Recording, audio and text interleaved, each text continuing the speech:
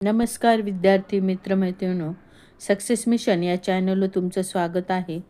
विद्यार्थी मित्रांनो, ज्या विद्यार्थ्यांनी सी टी टीचा फॉर्म भरलेला असेल, तर त्यांना आता सी टी टीची तयारी करायची असेल, तर त्यांना बरेच जण असे असतात, खूप वर्किंग असतात.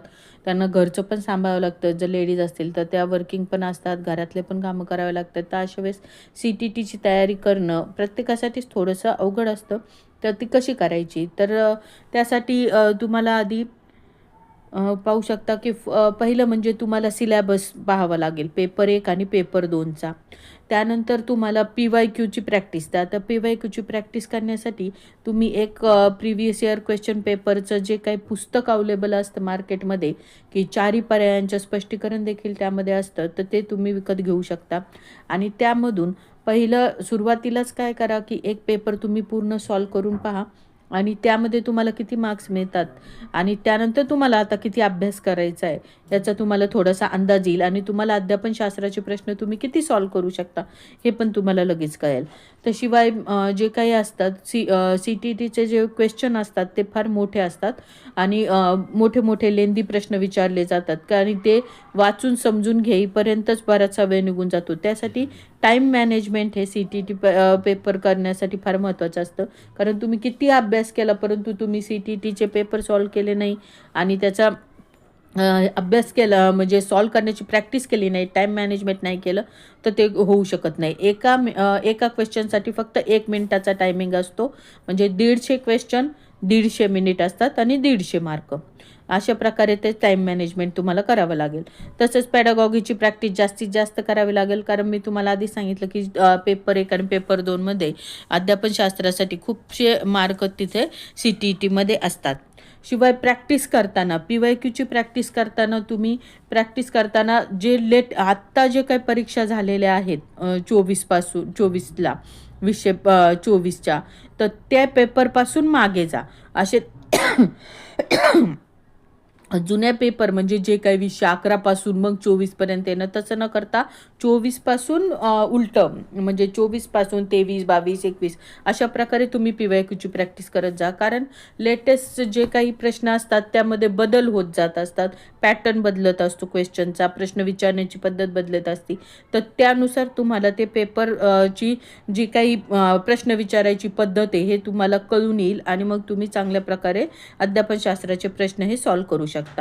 तर जसं मी तुम्हाला आत्ताच सांगितलं की इथं तुम्ही पाहू शकता की मी इथं मार्क कसे कसे डिवाइड केलेत. तर 20 मार्क हे कन्सेप्टचे आहेत, परिसर अभ्यासाचे 15 तर आणि इकडच्या साईडला जे आहेत ते 10 मार्क जे आहेत ते बालमानसशास्त्राचे अध्यापनशास्त्रासाठी आहे. परिसर अभ्यास म्हणजे EVSला 15 मार्क, कन्सेप्टला आहे 15, अध्यापनशास्त्राला आहे. गणितामध्ये 15 मार्क, कन्सेप्टला आहे 15, अध्यापनशास्त्र म्हणजे पॅडागॉगीला आहे. लँग्वेज 1मध्ये 15 मार्क, कन्सेप्ट 15 मार्क, पॅडागॉगी म्हणजे अध्यापनशास्त्र. लँग्वेज 2मध्ये पण 15 मार्क कन्सेप्ट आणि 15 मार्क पॅडागॉगी. तर आता पेपर 1मध्ये काय असतं की 80 कन्सेप्टला मार्क दिले जातात आणि 70 मार्क हे पॅडागॉगी म्हणजे अध्यापनशास्त्राला असतात.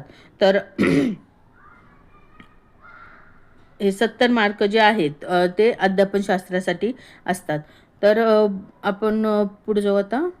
तर पेपर 2 आता पेपर 2मध्ये पण तुम्ही पाहू शकता की इथं पॅडागॉगी जे आहे पेडागॉगीला त्यांनी किती दिलेले आहेत 10 मार्क दिले म्हणजे अध्यापनशास्त्राला. जसं पेपर 1मध्ये होतं तसंच पेपर 2मध्ये आहे. तसंच इथं त्यांनी अध्यापनशास्त्रासाठी कन्सेप्टसाठी 20 मार्क आहेत. इकडं सोशल सायन्स जर तुम्ही घेतला असेल तर त्यासाठी 40 मार्क आहे. मॅथ्स सायन्स असेल तर त्यासाठी पण 40 मार्क आणि त्याच्यामध्ये अध्यापनशास्त्राला 20 मार्क, इथं पण 20 मार्क म्हणजे हे झाले 60 मार्क. आणि त्यानंतर लँग्वेज 1 आणि लँग्वेज 2चं जसं पहिल्याच पेपरचं होतं तसंच इथं पण 15-15 असतं. परंतु इथं पेपर 2मध्ये तुम्ही पाहू शकता की पेपर 1मध्ये 70 मार्क हे पॅडागॉगीला अध्यापनशास्त्राला असतात, पण पेपर 2मध्ये हे 10 मार्क कमी आहेत, 60 मार्कालाच अध्यापनशास्त्र असतं आणि 90 मार्काला हे कन्सेप्ट म्हणजेच आपली संकल्पना असतात. तर त्यासाठी तुम्हाला जास्तीत जास्त PYQची प्रॅक्टिस करणं हे अतिशय महत्त्वाचं असतं. तर त्यासाठी तुम्ही जर तुम्हाला एखाद्या जे शिक्षक आहेत, आजकाल चाललं की शिक्षकांना फार महत्त्वाचं आहे की त्यांच्या नोकऱ्या जायचा प्रश्न आहे. तर अशांसाठी असेल तर त्यांनी नक्कीच क्लास लावावा. परंतु ज्यांना काही त्याचं फार गरज नाही आहे, आवश्यकता नाही, तर त्यामुळे त्यांनी स्वतःसुद्धा अभ्यास करू शकता. काही CTT एक्झाम हे पास होऊ शकतं. कारण खूपसे असे यूट्यूब चॅनल आहेत ज्याच्यावर कन्सेप्ट खूप चांगल्या प्रकारे शिकवल्या गेलेल्या आहेत. तर तुम्ही त्या यूट्यूब चॅनल्सला फॉलो करून तुम्ही पण खूप जास्त यूट्यूब चॅनल पण फॉलो करू नका की मी हे केलं मी ते केलं खूप चॅनल. तर त्याच्या नादामध्ये मग तुमचं कन्सेप्ट क्लिअर नाही होणार. आधी सिलेबस पहा आणि सिलेबसनुसार प्रत्येक पॉईंटनुसार तुम्ही त्या संकल्पना स्वतःच्या क्लिअर करून घ्या. त्यानंतर पुढचं म्हणजेच CTTचा जो पेपर असतो तो त्याच्यामध्ये बऱ्याच वेळेस असं असतं की मोठे जे उत्तर असतं सगळ्यात ऑप्शनमध्ये ते आणि सकारात्मक जर उत्तर असेल तर त्याची काय ते निवड केली जात असते. तसेच टॅग वर्डमध्ये जर म्हटलं तर सकारात्मक उत्तरांमध्ये प्रोत्साहन देणे, सृजनात्मकता, चर्चा, संधी देणे, कारण जाणणे, कृतिशीलता, अर्थपूर्ण असे जे काही पर्याय असतात ते शक्यतो बऱ्याच वेळेस हे बरोबर असतात अध्यापनशास्त्रामध्ये. तसे नकारात्मक असेल तर फक्त, केवळ, हतोत्साहित, कठोर शिक्षा, पाठांतर, व्याकरण हे जे काही असतात तर ते देखील मग त्या प्रश्नाच्या स्वरूपानुसार तुम्हाला कोणतं उत्तर बरोबर आहे ते आपण निवडू शकतो.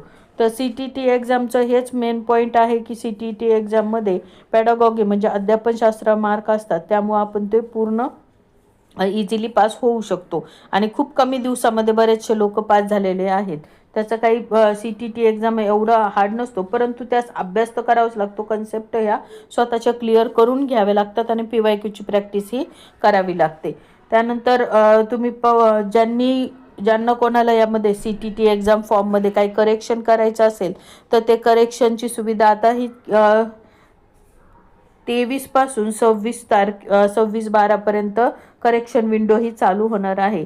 शिवाय जर डेट एक्सचेंज झाली तर ती देखील मी तुम्हाला सांगेल. पण ज्यांना काही करेक्शन करायचं असेल फॉर्मचं तर ते तुम्ही करून घेऊ शकता. लँग्वेज 1, लँग्वेज 2 किंवा इंग्लिश न घेता हिंदी घ्यायची असेल तर ते सुद्धा तुम्ही करू शकता. तर त्यासाठी तुम्हाला 23 तारखेला पासून ही करेक्शन विंडो अवेलेबल होईल. ती 26 तारखेपर्यंत असेल.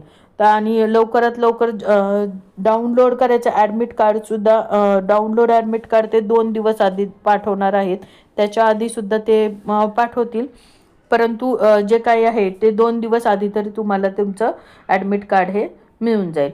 तर विद्यार्थी मित्रांनो, तुम्हाला काही शंका असेल तर नक्की कमेंट करा, विचारू शकता. मी त्याचे उत्तर देण्याचा नक्की प्रयत्न करेन. धन्यवाद.